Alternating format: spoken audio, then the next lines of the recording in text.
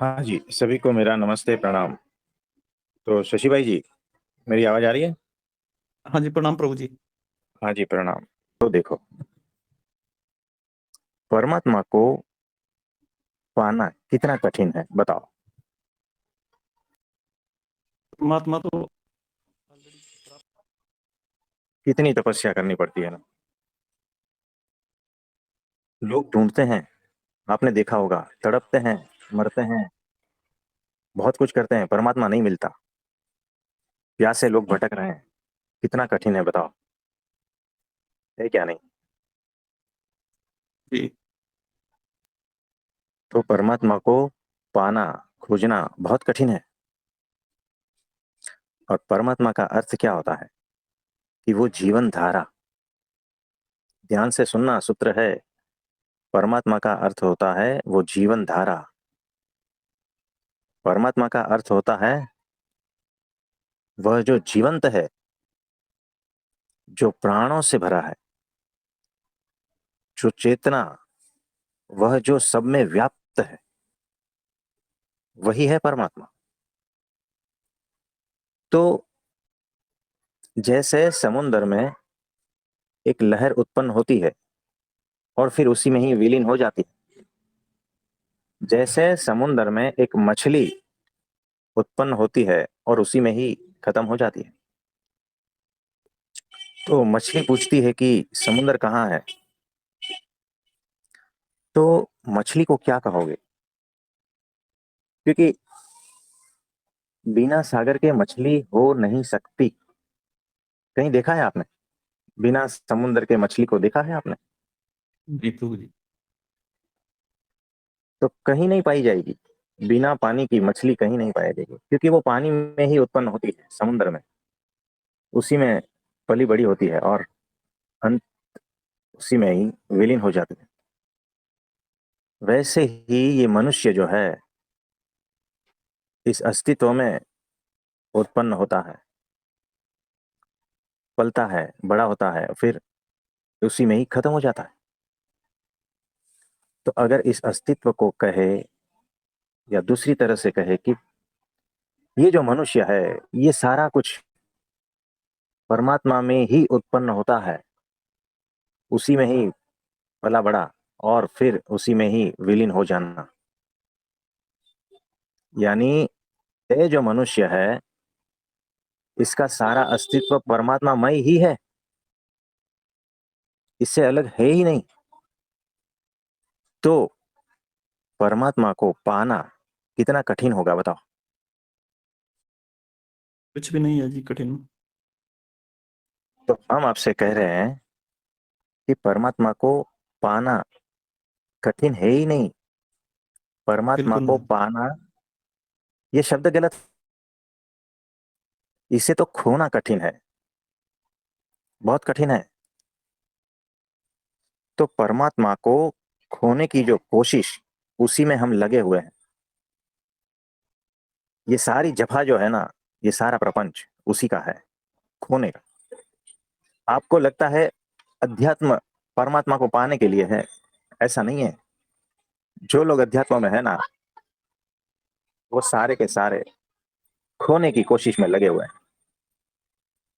ये सारे मत, पंथ, संप्रदाय, धर्म, जो भी कह लो, परमात्मा को खोने की कोशिश में लगे हुए हैं। परमात्मा पाया हुआ ही है। आप जो सांस ले रहे हो ना, वो सांस में वो है, यानी आपके भीतर कण कण में वो है। आप जो खाना खा रहे हो उसमें वो है। क्योंकि हमने शुरुआत में कहा था, परमात्मा जीवंत है, प्राण है, चेतना है, वो जो सब में व्याप्त है। जैसे पूरा समुंदर उस मछली में व्याप्त है। मछली समुंदर को कहां ढूंढे बताओ? अरे उसका सारा अस्तित्व समुंदरमय है, तो प्रकाश में है। आग है, आग। सूरज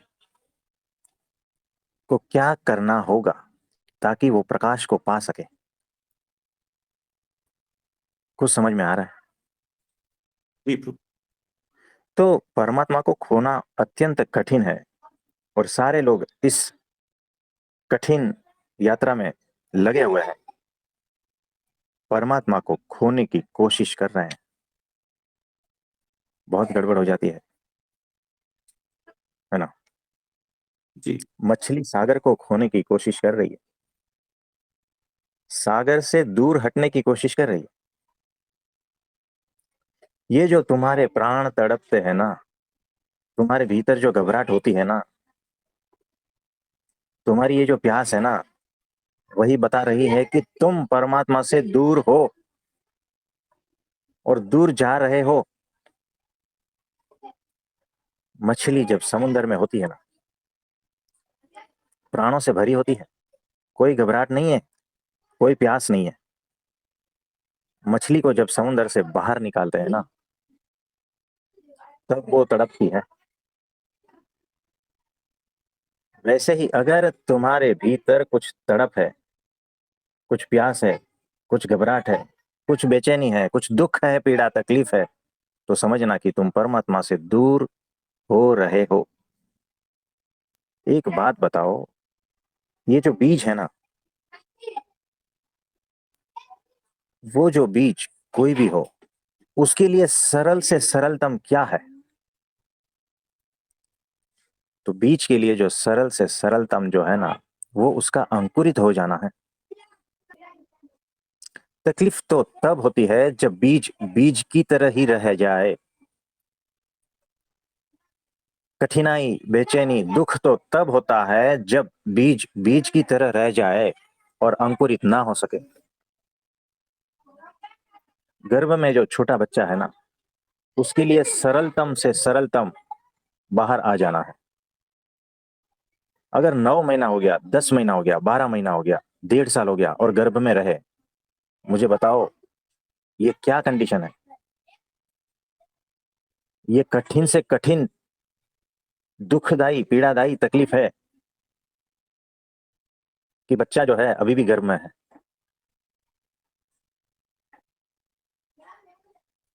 वैसे ही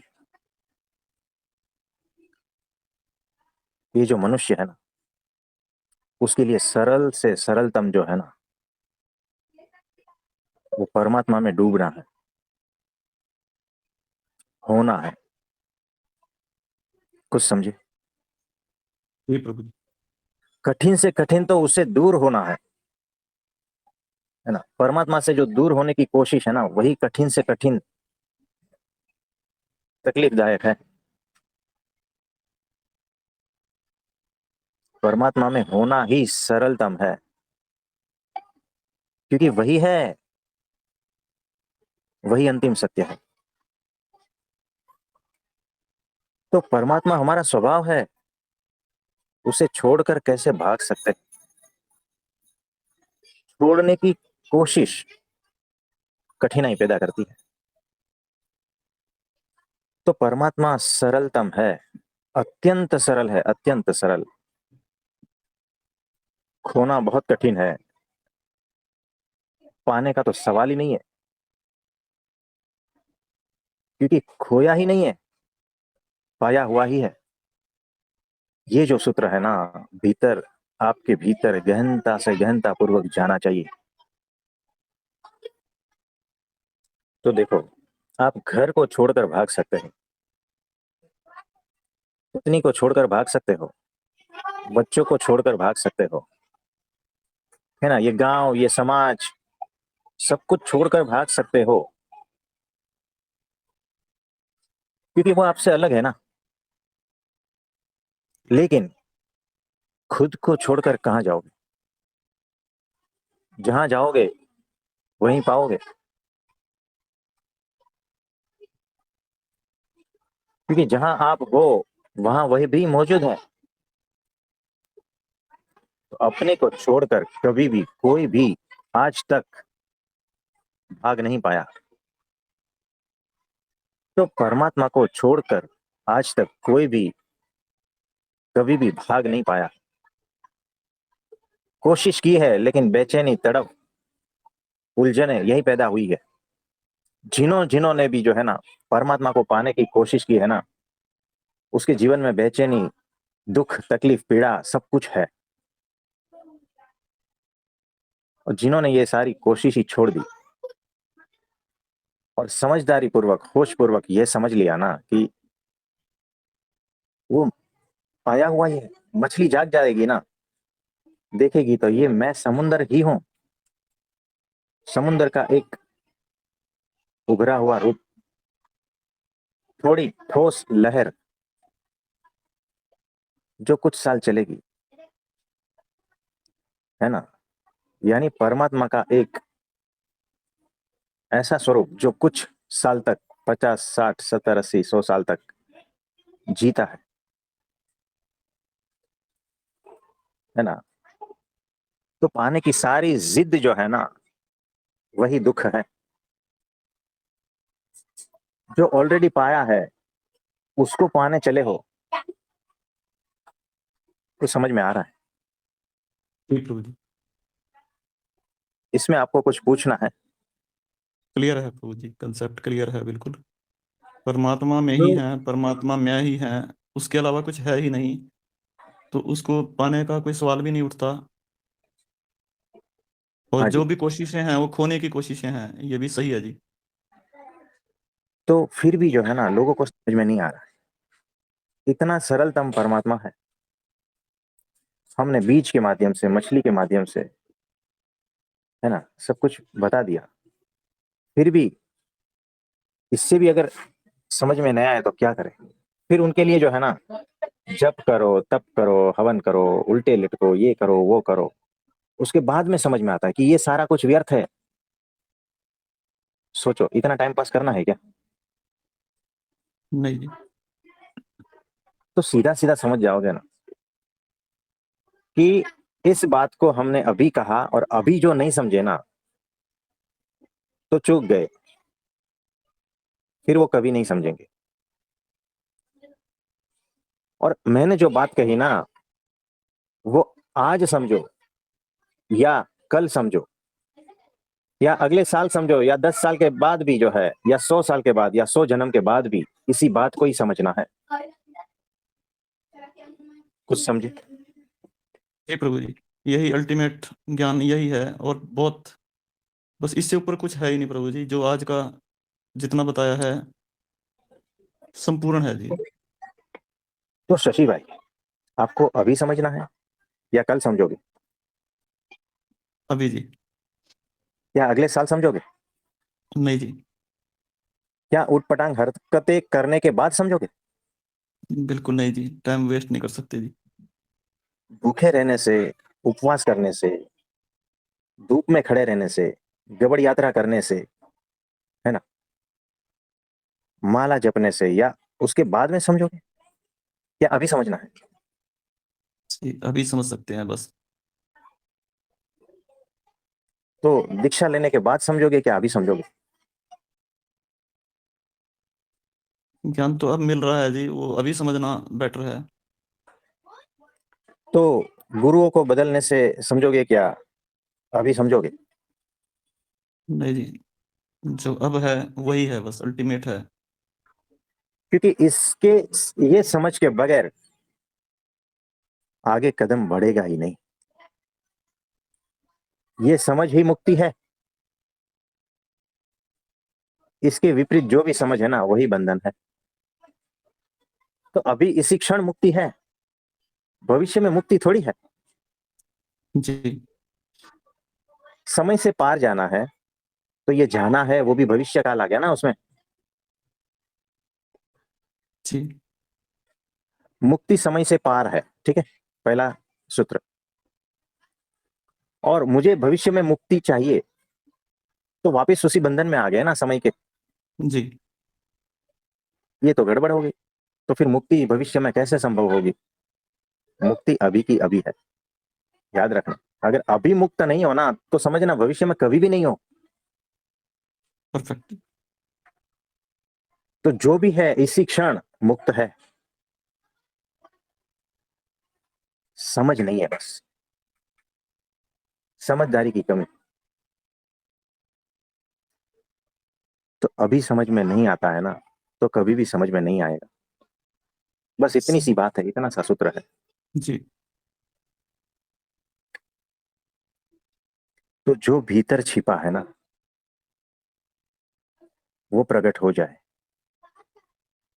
वो सरलतम है। और जो भीतर छुपा है वो कैसे प्रकट हो जाए ना, ये कठिन है। क्योंकि यहां कैसे आ गया, प्रश्न पूछने वाला आ गया, यानी कर्ता आ गया। जी सब कुछ हटाते जाओ, समय को हटाते जाओ, कर्तापन को हटाते जाओ, स्थल काल सबसे पर, इसी क्षण हो आप। अब समझ गए तो समझ गए, नहीं तो कभी भी नहीं समझ पाओ। जी। क्योंकि मुक्ति भविष्य में है ही नहीं, हम कह रहे हैं, शब्दों के द्वारा बोला जा सकता है। मुकेश भाई, आप कुछ कहना चाहोगे? प्रणाम प्रभु जी। हाँ जी, प्रणाम। अब प्रभु जी ये तो सब स्पष्ट है, लेकिन इसमें ना थोड़ा और आपका गाइडेंस चाहिए कि जैसे परब्रह्म परमात्मा को हम खोजते हैं कि जैसे टीवी में दिखाते हैं, तो उसी स्वरूप में हमें चाहिए रहते हैं, तो ही हम मानते हैं कि ये परमात्मा है, ये भगवान है, और उसकी खोज में हम इतने दुखी होते रहते हैं कि जैसे हमारे अंदर जो श्वास है, जो आजू बाजू में चेतना है, जो अस्तित्व है, हमारी धड़कनें हैं, इसे हम परमात्मा मानते ही नहीं है। तो हम उसके साथ ही है, परब्रह्म परमात्मा के साथ है, लेकिन इसे हम नहीं मानते हैं, और जो हमें साक्षात मूर्ति रूप में चाहिए तो उसको ही मानते हैं। तो यही प्रभु जी गलती होती है ना, कि परब्रह्म परमात्मा के साथ है, फिर भी हम उसे ही ढूंढ रहे हैं। हाँ जी, देखो ऐसा ही होता है, ये आपने सही कहा। मुझे एक बात बताओ, बहुत ध्यान से सुनना, बहुत गहन एग्जाम्पल है।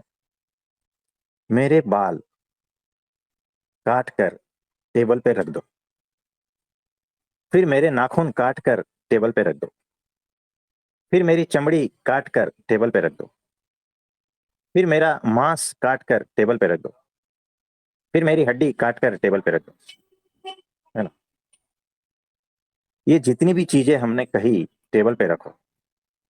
अब 5 साल के बच्चे को बुलाओ, उसको कहो ये सब जो लगा है टेबल पर आपके सामने है, वो अलग अलग है या एक है? तो बाल अलग दिखते हैं ना, उसका आकार, उसका कलर, सब कुछ। नाखून जैसा थोड़ी दिखता है वो, ना ही वो हड्डी जैसा दिखता है, और ना ही वो मांस जैसा दिखता है, और ना ही वो ब्लड जैसा दिखता है। सब चीज अलग अलग है क्या, नहीं बताओ? जी प्रभु जी। इसमें मैं किसको मानूं कि ये मैं हूं?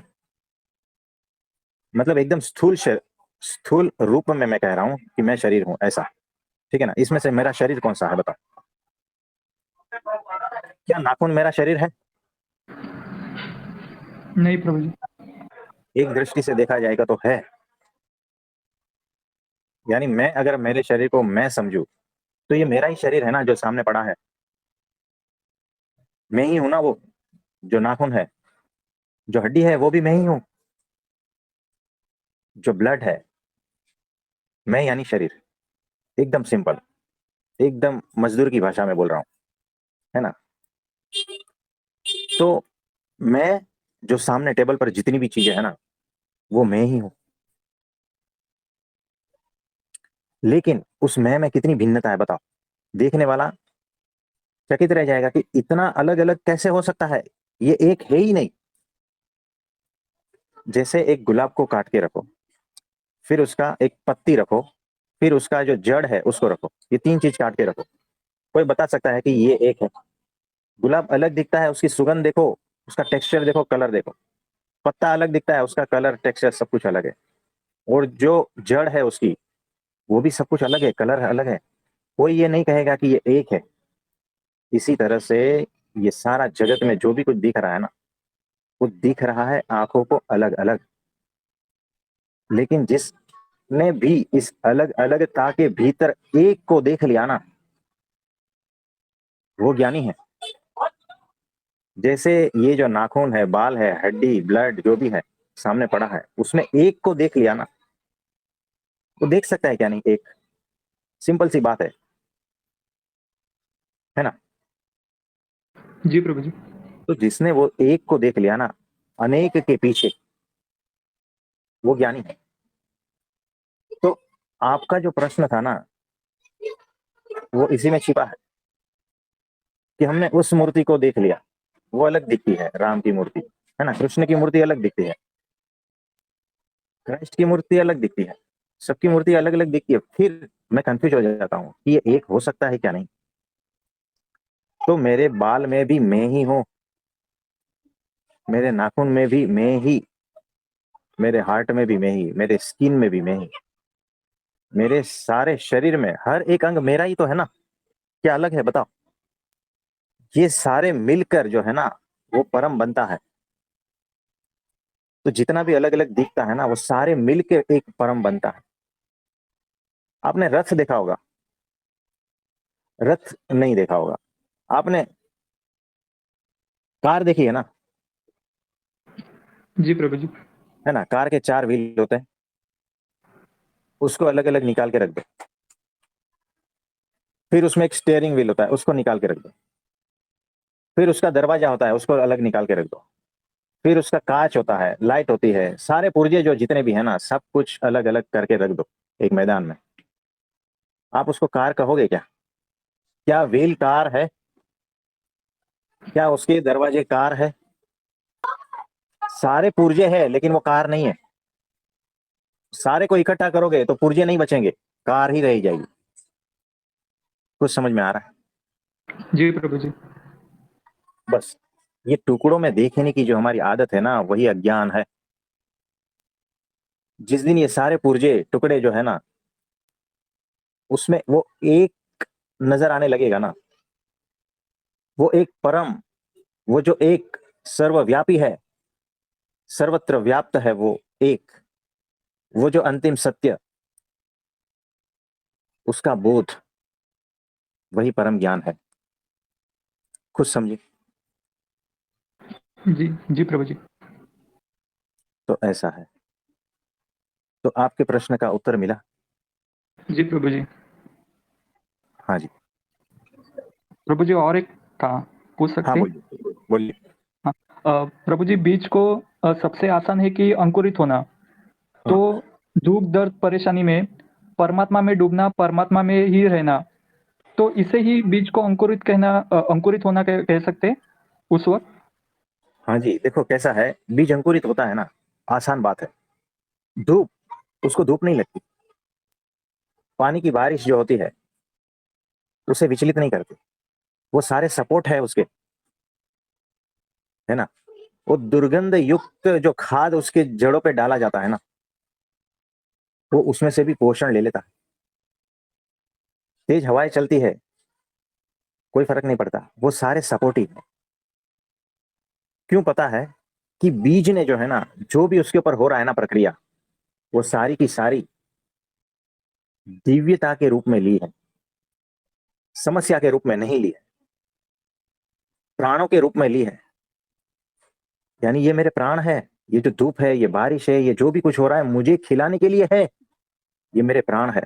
जिस दिन आप इस बात को समझ जाओगे ना कि मेरे जीवन में जो दुख आ रहा है, तकलीफ आ रही है, पीड़ा, समस्या जो भी है, वो मुझे खिलाने के लिए है, मेरे प्राण है ये, उसे कहते हैं दिव्य भाव, उसे कहते हैं निर्दोषता। और ऐसी ही निर्दोषता में वो बीज अंकुरित होता है, फल बनता है, फूल बनता है। क्योंकि यार जहां जो भी कुछ है ना आपके जीवन में वो आपको खिलाने के लिए है। आपने देखा होगा किसी बीज को जो है ना ज्यादा धूप की आवश्यकता है, किसी बीज को जो है ना ज्यादा पानी की आवश्यकता है।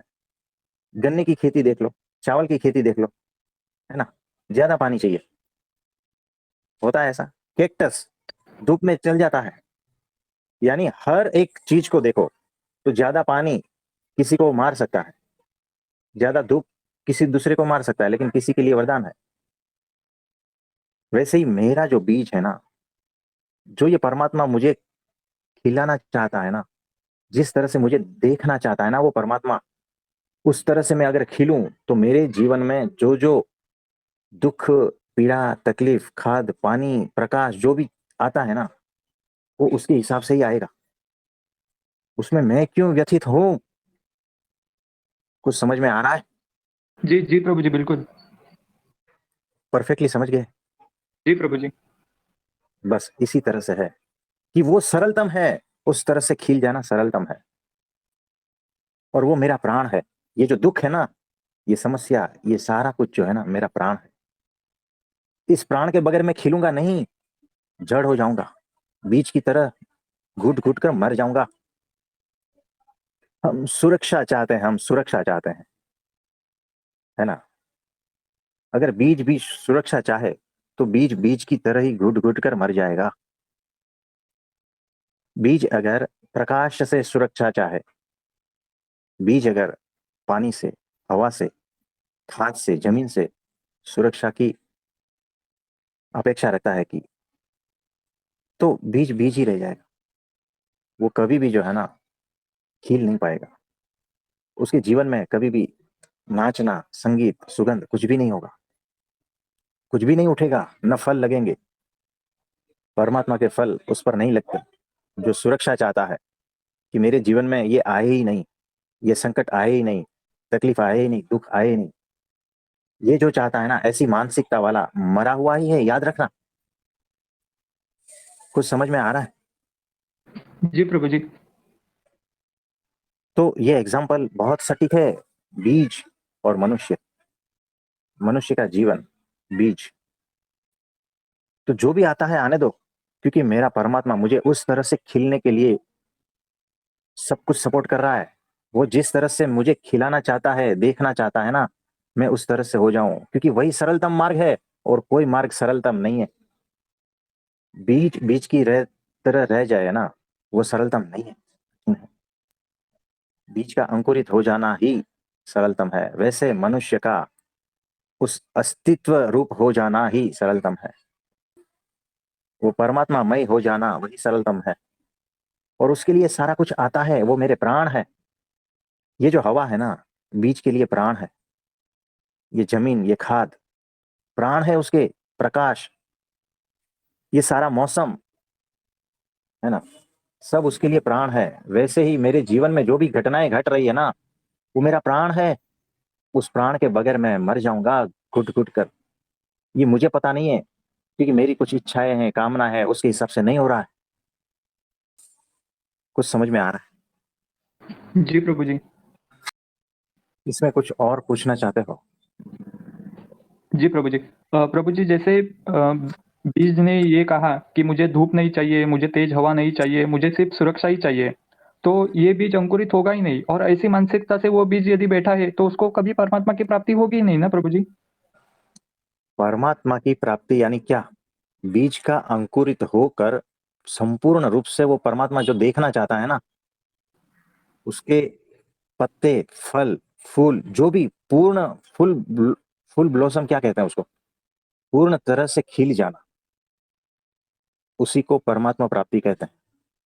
वैसे ही जब तक मनुष्य जीवन पूर्ण रूप से खिलता नहीं ना, कैसे कहोगे उसको परमात्मा प्राप्ति हुई?